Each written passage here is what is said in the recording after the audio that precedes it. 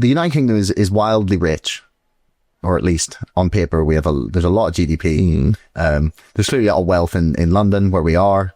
And it feels like a lot of that money sort of just flows through the United Kingdom without touching the sides. If you know what I mean. Yes. I've had a couple of people on this podcast talking about it. Probably best of all was Oliver Bullock, who wrote the book Butler to the World. Yes. And I've had Nicholas Shaxson on, the author of the Finance Curse. Was really interesting chat. And it feels like a lot of the discussions that we have around taxation are based on this idea that there's no way to tax businesses and money sort of earned in this country, and that we just sort of have to accept that a lot of offshoring will happen. Is that unrealistic? Are people wrong? Like, is there a way we could design a tax system that would allow, that we could have biggest companies in the world who want to operate here because of the amount of people, the money, the talent, skills, and the infrastructure, and have them actually taxed in this country without transfer pricing of some form occur? Like, is there a way that you see to create a system where we can actually keep some of that money here without it just leaving and coming straight through? Well, I think Ireland's a reasonably good example of how you can do it properly. I'm a Laffer curve fan. I tend to think that and I believe the data supports that there is a sweet spot where people and companies accept that in order to have a well-functioning legal system, a good police force, good roads, decent transport links, decent education system, giving you a pipeline of new recruits and graduates, there's an acceptable level of taxation, and you'll, as a company and as an individual in that company, you'll be happy with that level of taxation in order to have the benefit of those things. I'm a relative fan of smaller government, but I do note that there are a number of key functions, some of which I've just listed, that I think it is the duty of a good government to provide. The rights to personal property, for example.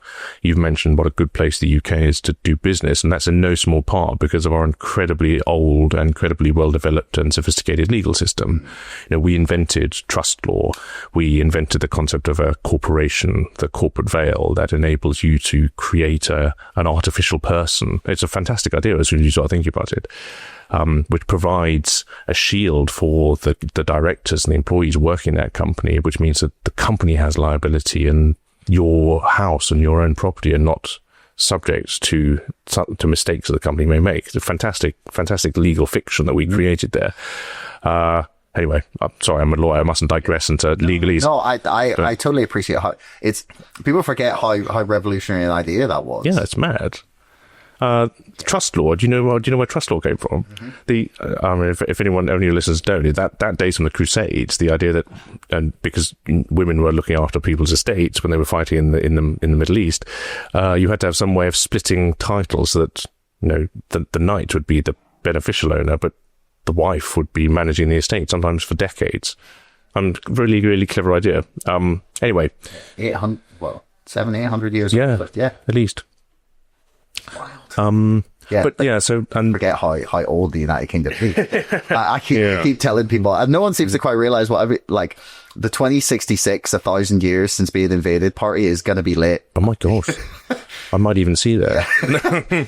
Yeah. That's good. Well, I mean, you have to get through the next 41. Yes, but it seems like people forget how old the institutions of this country are, and there's so many people willing to sort of abandon them. I say that having talked very flippantly about the Bank of England, but there's a lot of people willing to abandon a lot of those institutions or like dismiss them as not being a large part of the reason for the success of the country. They just want to talk about, and for many good reasons, like the problems that we had through exploitation, colonization, sort of resource extraction, horrible things that we did in the past. But there's a lot of reasons that weren't bloody. Yes. That the country continued to be successful after we sort of abandoned the more morally onerous parts of our past. Yes. But but think of the Roman Empire as an analogy. Not that I want to go down the Roman Empire rabbit hole, but no one's cross with the Italians when you go and visit Rome nowadays. If you give it enough time, Rome became rich via an extractive empire in the same way that Britain did. And I think enough time has passed now since the fall of Rome for people to enjoy visiting it rather than to feel guilty about it. So maybe in 500 years' time, people will visit London and we won't need to feel bad about ourselves anymore. Hopefully it won't just be ancient ruins. No. Oh, my God. No. Like here, this is where the Canary Wharf building once stood. Yes, kind of like a scene out of The Matrix. Yeah. Good news, everyone. My book about GameStop, the craziest story ever told, is now finished. Well, almost. Still waiting for the final draft. So, in the meantime, I think you should look at pre-ordering it or any one of the multiple fantastic, beautiful t-shirts that I have designed in order to sell with the book. Thank you, everyone, for your patience over the last few years while I have been finishing it very slowly. And I am really, really excited for people to read it. Link is in the description below. Enjoy the podcast.